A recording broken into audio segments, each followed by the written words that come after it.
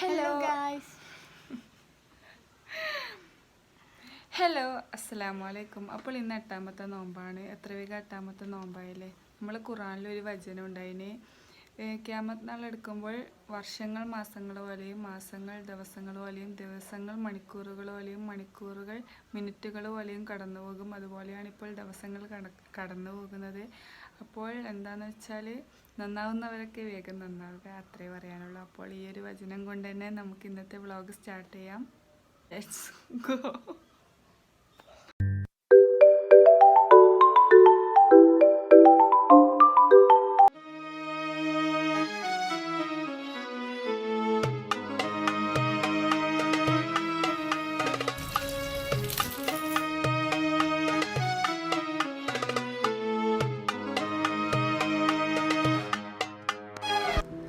Hello അസ്സലാമു അലൈക്കും. ഇന്നൊരു ഉച്ച തൊട്ടിട്ടുള്ള വീഡിയോസാണ് ഞാൻ കാണിക്കുന്നത്. ഉച്ചക്ക് ഞാൻ ഫ്രഞ്ച് ഫ്രൈസാണ് ഉണ്ടാക്കുന്നത്. ഇതെൻ്റെ മോനിക്ക് വേണ്ടിയിട്ട് ഉണ്ടാക്കുന്നതാണ്.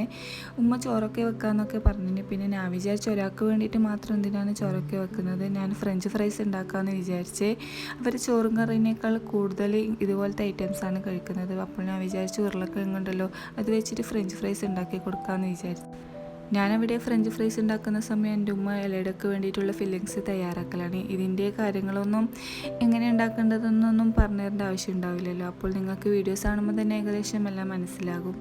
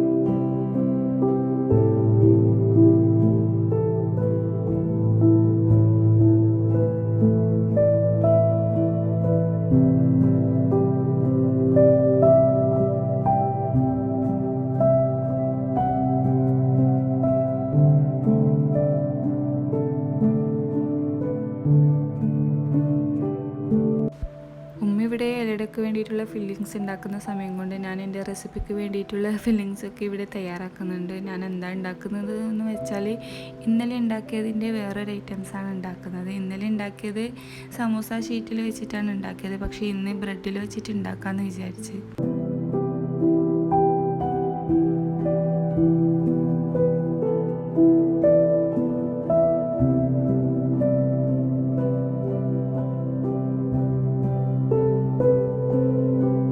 നോമ്പിന് തിന്നാനാക്കുന്നതിനേക്കാൾ ഏറ്റവും കൂടുതൽ പണി പാത്രം കഴുകലാണ്. അടുക്കളയിൽ കയറുമ്പം തന്നെ പാത്രം കാണുമ്പോൾ തന്നെ ഉള്ള ദേഷ്യം മൊത്തം അങ്ങനെ കയറും. തട്ടിയൊക്കെ ക്ലീൻ ആയിട്ടുണ്ടെങ്കിൽ അന്നത്തെ ദിവസം നല്ല സമാധാനത്തോടെ തിന്നാനാക്കാനൊക്കെ ഒരു ഉഷാറുണ്ട്. പക്ഷേ ബേസിൽ പാത്രം കണ്ട അന്നത്തെ മൂടേ പോകും.